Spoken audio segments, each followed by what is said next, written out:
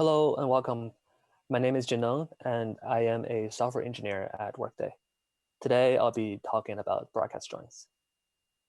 So legal stuff aside, today's agenda is first a little bit about how Spark works in my organization, and then on broadcast joins, how we improved it, and finally a production case study.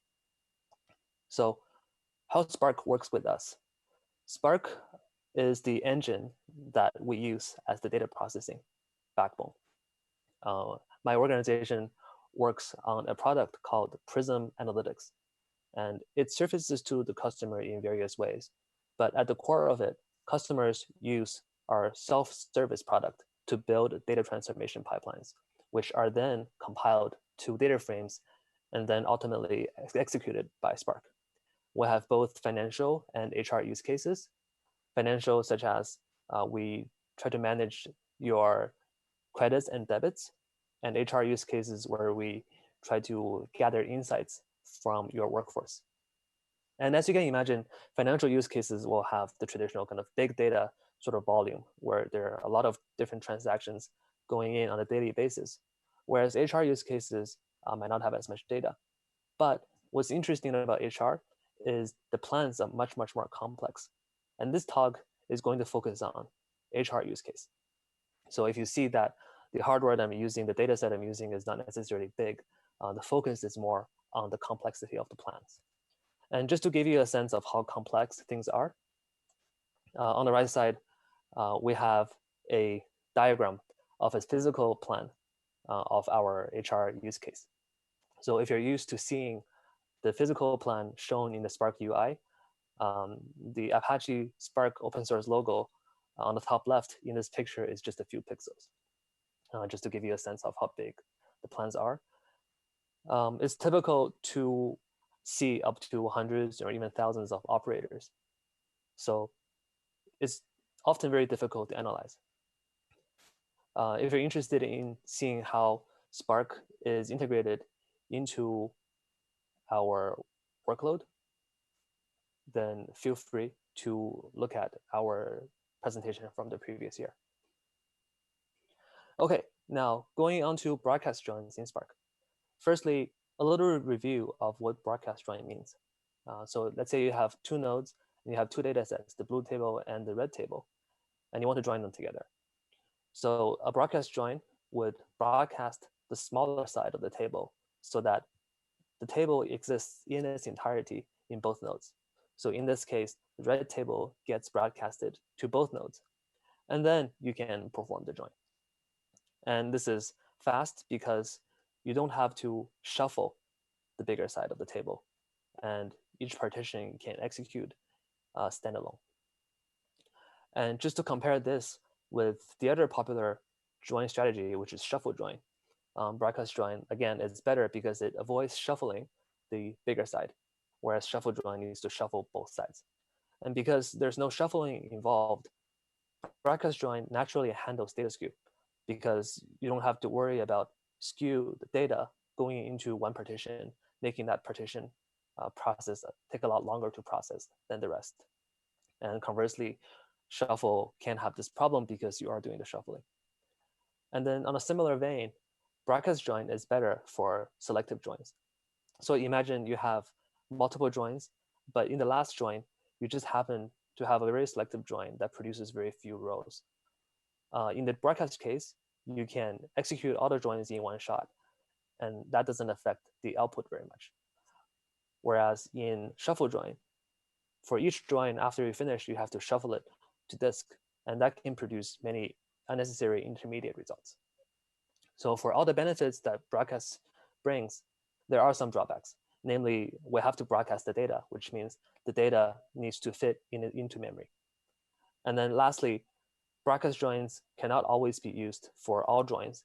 For example, if you are using a left outer join, then it's not possible to broadcast the left side because then it's not possible to know whether something exists on the left side but not exist on the right side. So for left outer joins, you can only broadcast the right side. For full outer joins, you cannot use broadcast join at all. But shuffle join is versatile in that regard. So then all things considered, broadcast join really should be faster than shuffle join when memory is not an issue and when it's possible to be planned. Then let's more talk about how broadcasting works in Spark. Broadcasting works in Spark by broadcasting the data from executors to the drivers, and then have the drivers broadcast it back to the executors. So in other words, driver does a collect to get all the data, and then it broadcasts the data back to the executors. So as you can see, this is a little inefficient because driver now becomes the bottleneck. Driver typically in our workloads are not provisioned with a lot of memory because it really doesn't do very much. But when broadcasting is involved, you have to make sure the driver has enough memory. And then going a little step further, broadcast joins in Spark work on top of this broadcast mechanism. And it uses broadcast variables to broadcast the data back to the driver. First collect the data to the driver, and then use broadcast variable to broadcast it to the executors. And then when planning which join strategy to use, it plans based on size estimations on a per join basis using this configuration threshold. And there are two types of broadcast joins in Spark. One is broadcast hash join, where the driver builds the in-memory hash table to distribute to the executors. And the other one is broadcast nested loop join, where it's basically a nested for loop. Broadcast nested loop is very good for non-equal joins or Cartesian joins, but is disabled in our workload for stability reasons. And the main reason is that we don't know what the customer is going to do. The customer can build arbitrary pipelines, and broadcast nested loop join is known to not perform very well on large input data sets. So for stability reasons, we prefer to use just sort merge join in those cases. Okay, then onto how we are improving broadcast joins. The goal, of course, is to have more broadcast joins because we have just said, when possible, we really want to do more broadcast joins because it's more performant. Then the question is broadcast join really better as long as it fits in memory? Because that seems to be the really restriction here other than the join type. Well, the answer actually, as we will soon see, is it depends. The methodology that we're going to use is we're going to increase the threshold and basically see what breaks. And as a spoiler alert, many things actually go wrong before the driver runs out of memory. And we will soon see why. So to start off simple, let's just consider a single join. We have the experimental setup is we're using the TPCH dataset, if you're familiar with it, the 10 gig dataset version of it. We have 60 million rows for the fact table, which is called line item. And that joins to the second largest table called orders, which has 15 million rows. And the join is bound on the join key. The driver has 1 core, 12 gigabytes of memory. The executor has 18 cores and 102 gigabytes of memory. And here are the results. We're simply doing a join, and we're comparing the results of the runtime. And you see that sort merge join is actually faster than broadcast join. So why is that the case? Well, I have kind of mentioned this earlier, but if you dig into the logs, what you see is that the driver spends time collecting all the 15 million rows from orders back to its own JVM, builds the hash table, and then broadcasts this hash table via a broadcast variable to all the executors, or in this case, only one. And the executor deserializes the hash table. So this is kind of inefficient, right? Because the executor has the data, but it has to send it to the driver just so the driver can send it back to the executor. So we're kind of giving sort merge join all the benefits here by only having one node, so you don't have to worry about network. But in this case, the broadcast join actually incurs a lot more network bandwidth usage than sort merge join. Then, well, what is the solution? Naturally, the solution is to not do driver-side broadcast, right? So the answer is executor-side broadcast. And we did this based on the prototype from a pre-existing Spark JR and then added our own improvements as we see and compare the performance differences. And the concept of this is simple. Basically, data, instead of being sent back to the driver, it's being sent directly from executor to executor. And the only thing driver does is what it always does, which is keep track of where the data are. And comparing the two implementations, the driver side broadcast has to build its own hash table, whereas the executor side doesn't. So that's better. And less data is shuffled across the network because executors communicate amongst themselves without having to talk to the driver for data workloads. And I guess another con with the executor side broadcast is that because the data exists entirely in executor, it's a little more tricky to get the size information of how big the broadcast actually is to be shown in the UI. But all things considered, I think it's safe to say that executor side broadcast hash join is better than driver side. Okay, then let's run the results again and see what happens. So we have the same graph as we had before, but now with executor side broadcast.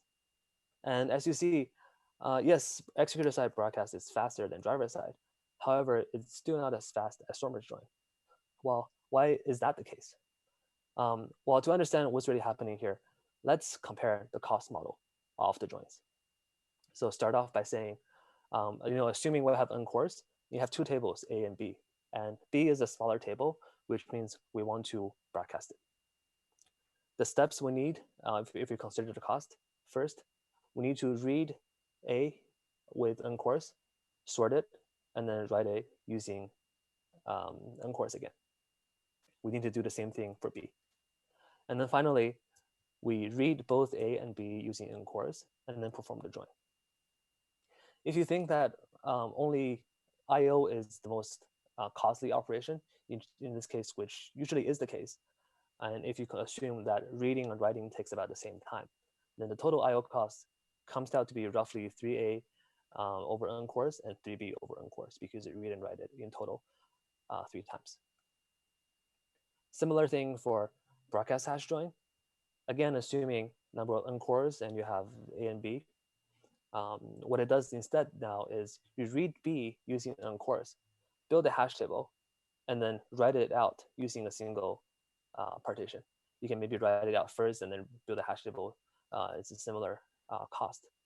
And then for the second step, you simply read A using n partitions, and for each partition, you read B using a single partition, and you perform the join. Again, if you only consider the I/O cost, then the cost is roughly, read A using n cores, read B using n cores, and then read write B.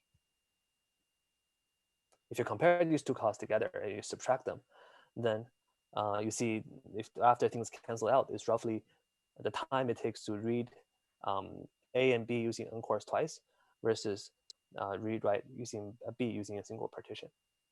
And if you cancel out more parts of it, then you're basically comparing sort merge join versus broadcast join is the cost of reading A and B combined using n cores, comparing that with reading B using a single core.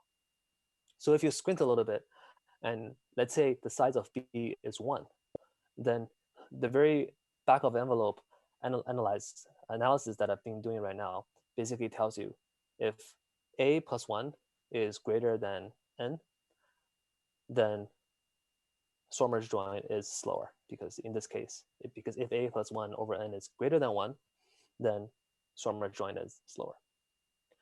And from this formula, then you can sort of deduce 2 insights. One is the more cores you have, the better performance sort merge join is going to have, because it benefits from the parallelism.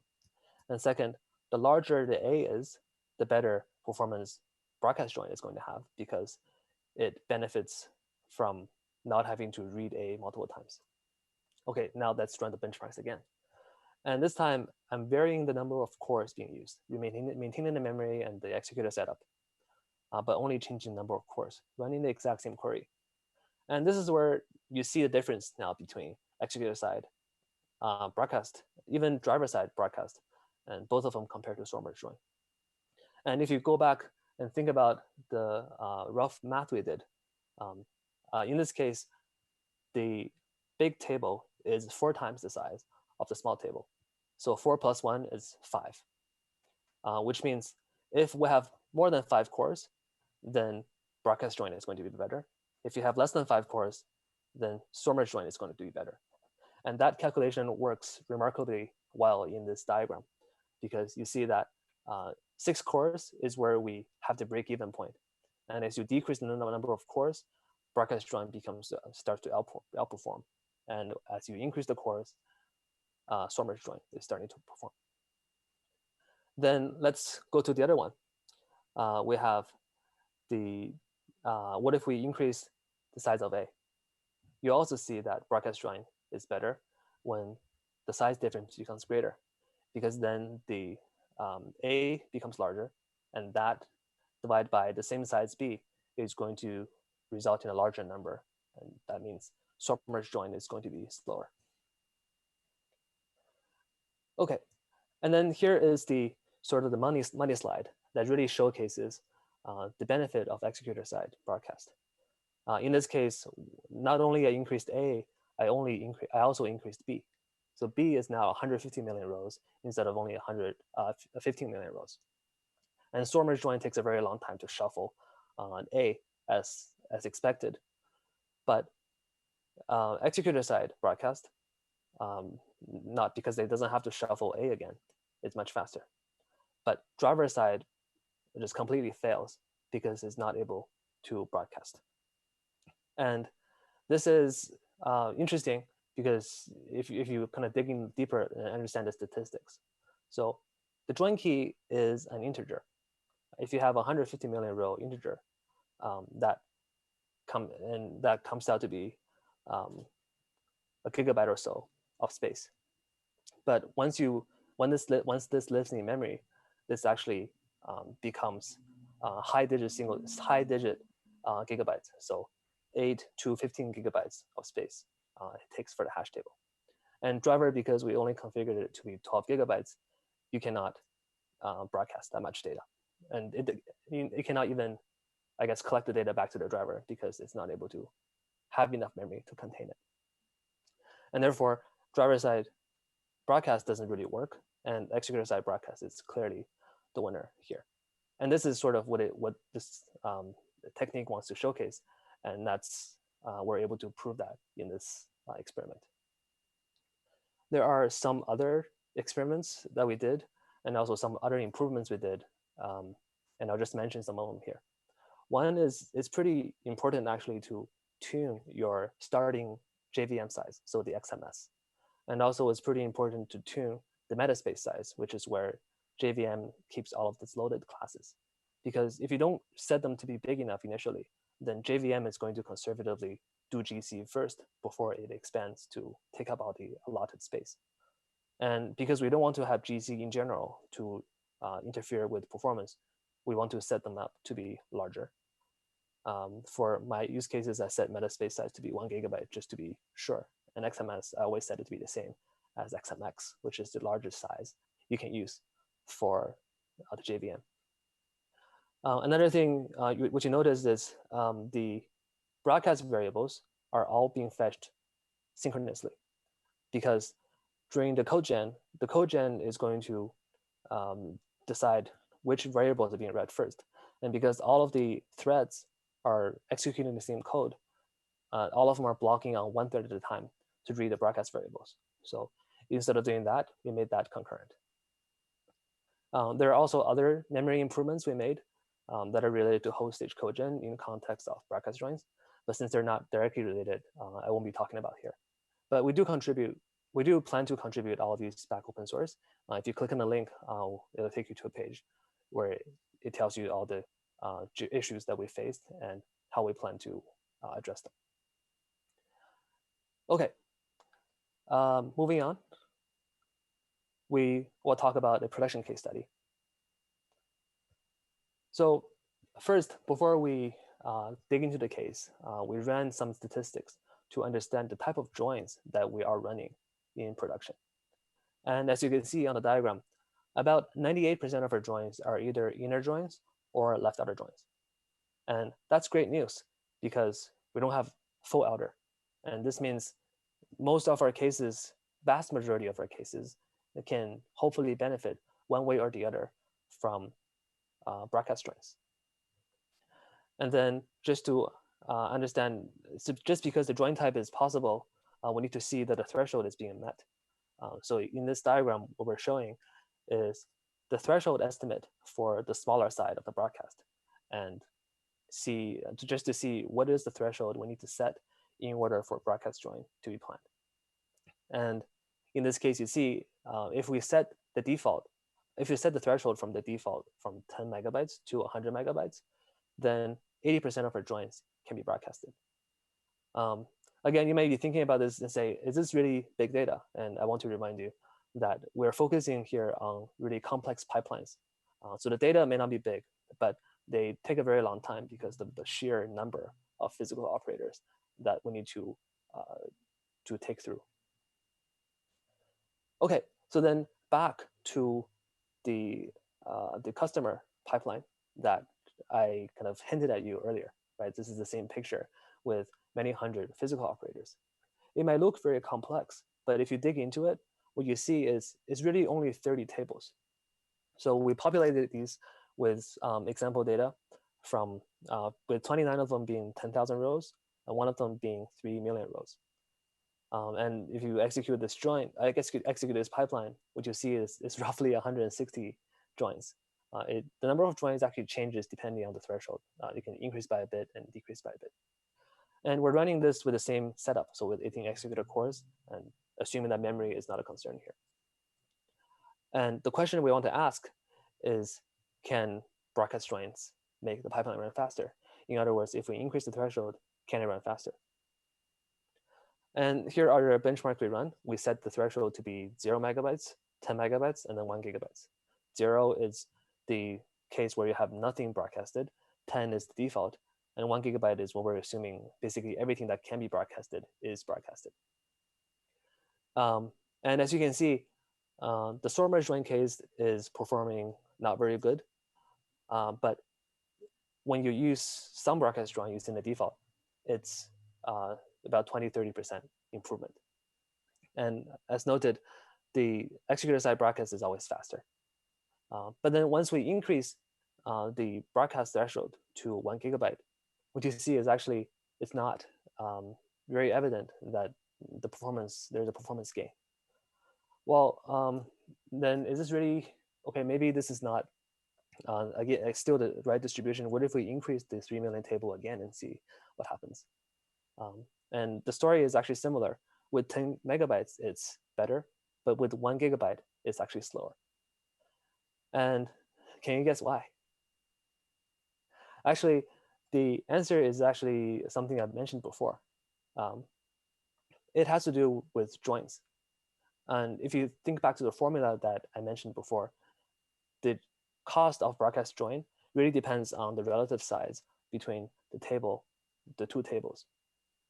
And in our case, our pipelines turns out to have many self joins and left outer joins where the left side is actually the smaller side. And what that means is when you increase the threshold to be as big as it is, the big table actually gets broadcasted. And that's not very ideal because then you have all the overhead of building the hash table, sending it across the network.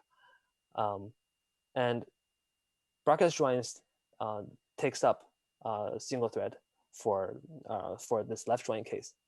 So that reduces the parallelism. And most importantly, it takes up storage memory because the hash table needs to stay in memory. And because of that, self joins made basically broadcast join not perform as well as it should. So these are something that we really need to look into and see if there's something we can improve in terms of this improving the performance of self joins for large tables using broadcast joins. So that's the end of the production use case, and let me leave you with some closing thoughts. So what is the conclusion we made here? Well, broadcast joins are better, but with some caveats. One thing we know for sure is executor-side broadcast is better than driver-side broadcast because in all the diagrams you see, executor-side performs equivalent or better than driver-side. So that's good. But when you're evaluating whether broadcast join is better, we need to consider, as we see in the formula, the number of cores available, the relative size of the bigger and smaller tables. And then of course, the table that you're broadcasting needs to fit in memory. And finally, you need to watch out for self joins and outer joins where the thing you cannot broadcast is actually the smaller table. Looking forward and thinking about future improvements, I think the adaptive query execution in Spark 3.0 is going to help tremendously, because for one thing, it's going to make size estimations much better. It's going to look at the size estimates as the query runs and use that new statistics and more accurate statistics to decide whether subsequent joins are being broadcasted or using storm merged. Another thing that you see is, when you're broadcasting 150 million rows of hash table, it actually takes 50 seconds, I think, in my benchmark, to build the hash table for 150 million rows. For large scale workloads, it's maybe not so bad, but when you have workload total runtime being in the lower minutes, the time becomes significant. So if you can use multiple cores, that's great. Although this kind of goes against the executor model of using one thread per task, maybe we can work something into the model to accommodate this. And because hash tables take so much space, we should work to make it even more efficient. There are implementations of the hash table where if the hash key is a long, then it uses a more efficient hash table. In my case, it saved the memory by about 30–40%, but I don't think it's enough in the larger context of things. And then finally, a little bit of forward-looking, future-looking almost. We can actually make storm merge join better and make it handle skew. And you do that by basically broadcasting the skew values. If you shuffle around, so if you send around the skew values across all of the nodes, then the skew is effectively handled. And in a sense, adaptive query execution will make it better, but being able to broadcast the skew values is going to make storm merge join even faster, just to make joins run faster in Spark. And with that, that concludes my presentation. I want to take a few seconds just to thank my colleagues for making this talk possible. So thank you, Kevin. Thank you, Mayank. Thank you, Alex. And thank you, Andre, and all of my coworkers that have provided feedback. With that, I can take questions. Thank you.